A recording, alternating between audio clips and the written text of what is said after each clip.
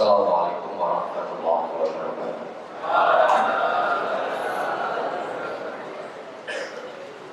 Alhamdulillah, wassalatu wassalamu ala rasulillah, la haula wa la quwwata illa billah. Yang kami hormati Dewan Guru Pondok Pesantren Mas Kumabang, yang kami banggakan para santri dari MTS, MA maupun SMK.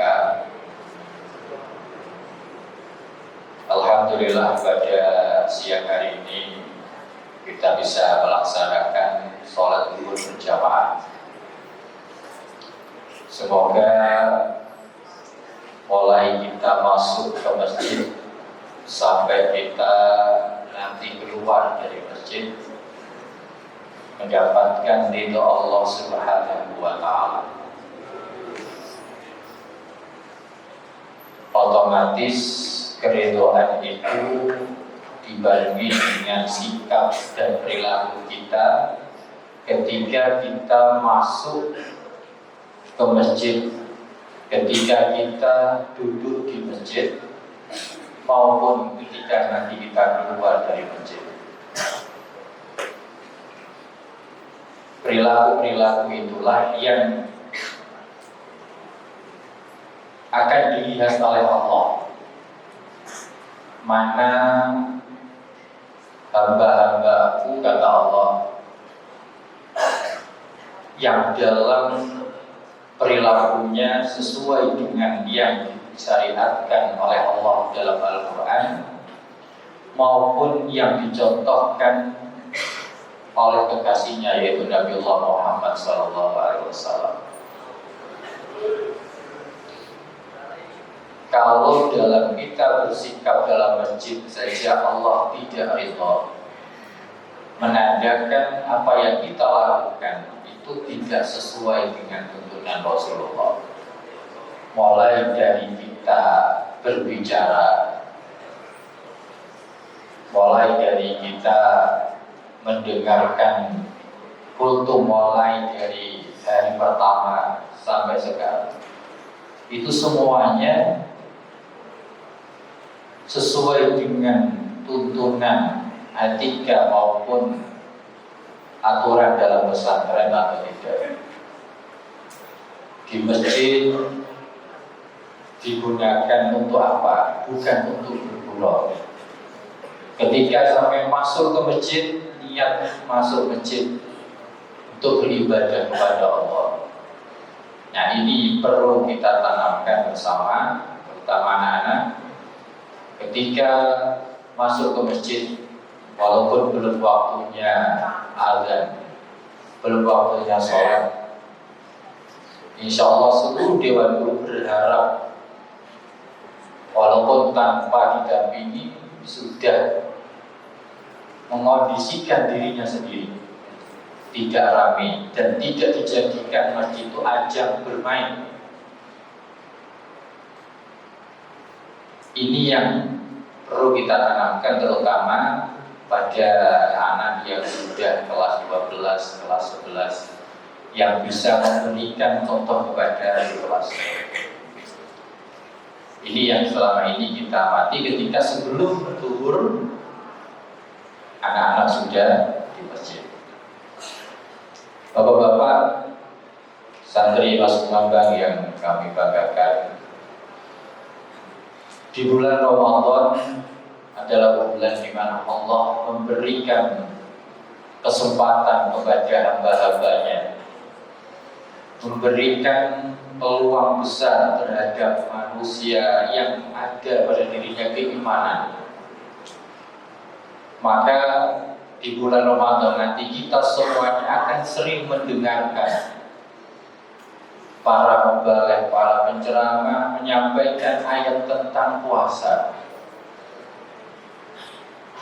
Jangan bosan-bosan kita mau mendengarkan ayat tentang ajakan berpuasa. Yang sering dibacakan, yang sering disampaikan, ya ayyuhalladzina amanu.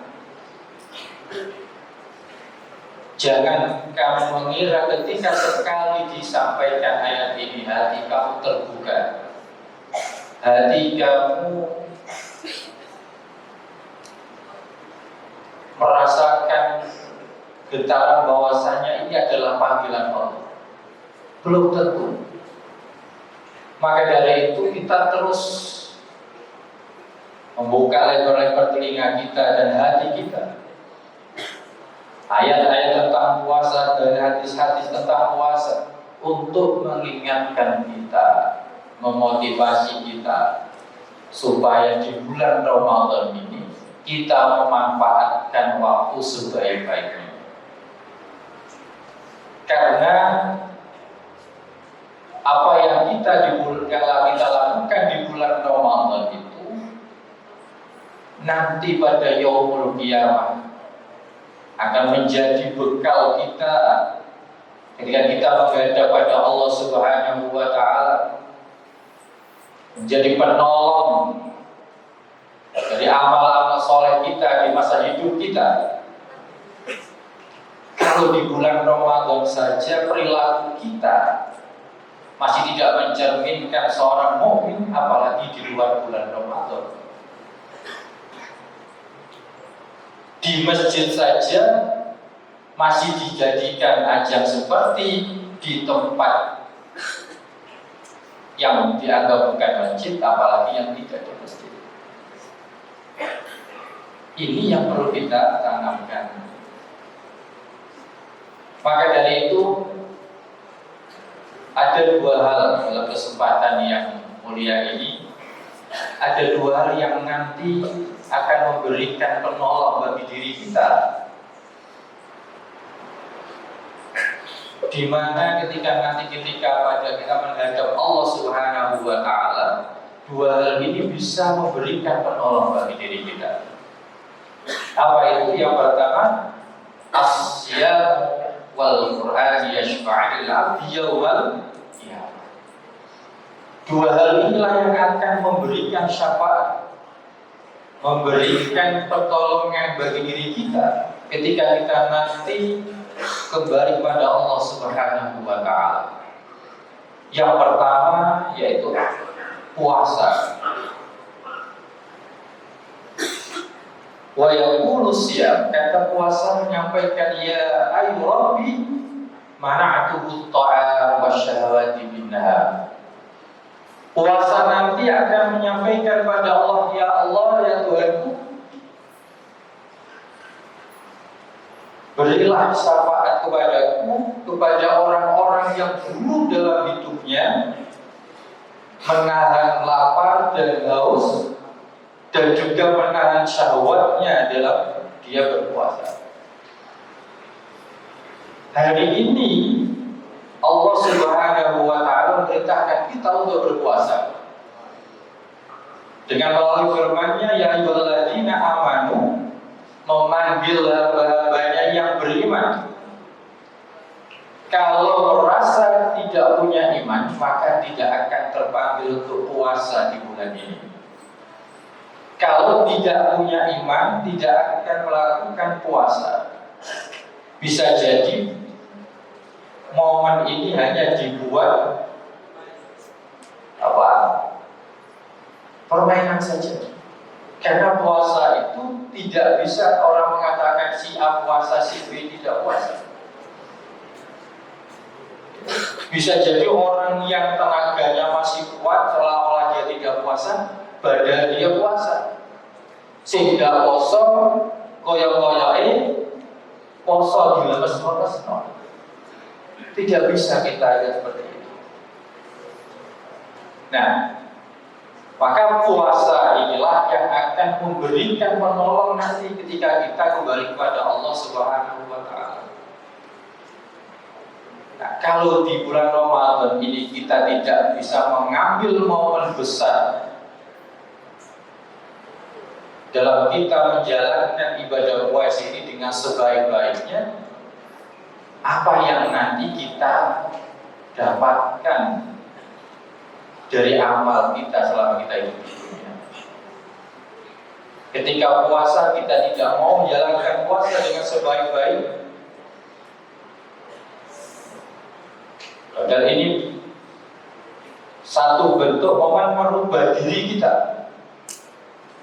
Mungkin di luar Ramadan 11 bulan yang telah kita lalui, ibaratnya kita tidak punya rem untuk mengontrol segala aktivitas kita. Tapi di bulan Ramadan kita banyak diingatkan apa yang kita lakukan bersinggungan dengan puasa kita. Jangan sampai kita puasa hanya menahan lapar dan haus, tapi nilai pahalanya tidak kita dapatkan. Rugi kita. Bisa jadi nanti pada yaumul qiyamah kita tidak dapat syafaat dari puasa. Yang kedua,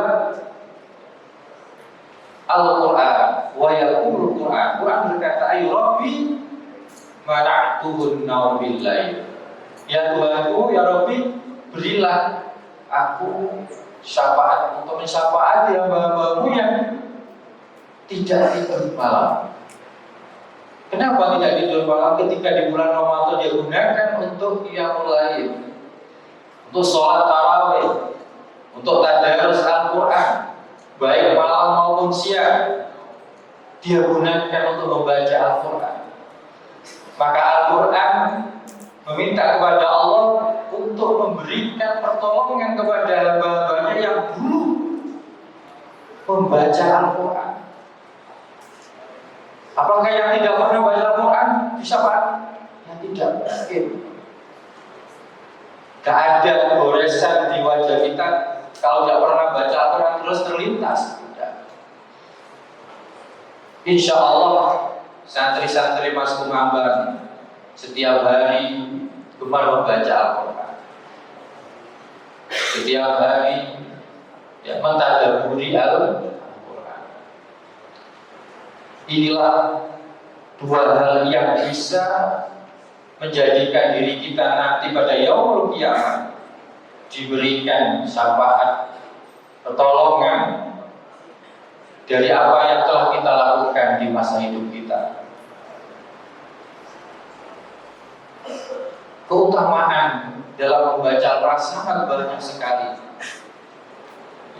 Sangat banyak sekali. Di antaranya ketika kita membaca Al-Quran, setiap huruf kalau kita membaca Al-Quran, kita mendapatkan hasanatu baik wal hasanatu bi asyri amsalihha.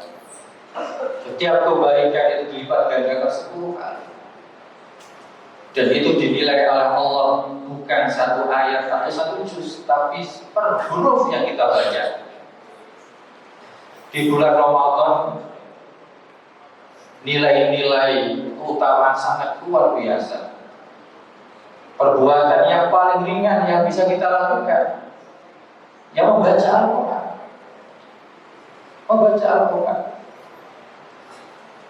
Dalam satu riwayat juga disampaikan, disahihkan oleh Syekh Al-Albani, man qara'a harfan bi mi'atin ayatin. Barang siapa baca Al-Quran 100 ayat fi lailatin, dalam sehari, dalam semalam, seperti dia sholat malam suntuk, sholat sunnah semalam suntuk. Ini keutamaan membaca Al-Quran. Kita sehari sudah berapa ayat yang kita baca? 5 ayat, 50 ayat, atau 100 ayat, atau lebih. Nah, kita tak mungkin sholat sunnah, sholat tarawih saja yang 11 rakaat pilih surat yang pendek-pendek. Imami pilih surat yang pendek-pendek. Tidak sampai setengah malam, jam 8 sudah selesai. Nah, anak-anakku yang kami banggakan, semoga di momen bulan Ramadan ini, mari kita bersama-sama melakukan perubahan diri sehingga kita lebih baik daripada puasa Ramadan di tahun-tahun yang sebelumnya. Kurang lebihnya saya minta maaf. Intinya siratal mustaqim. Assalamualaikum warahmatullahi wabarakatuh.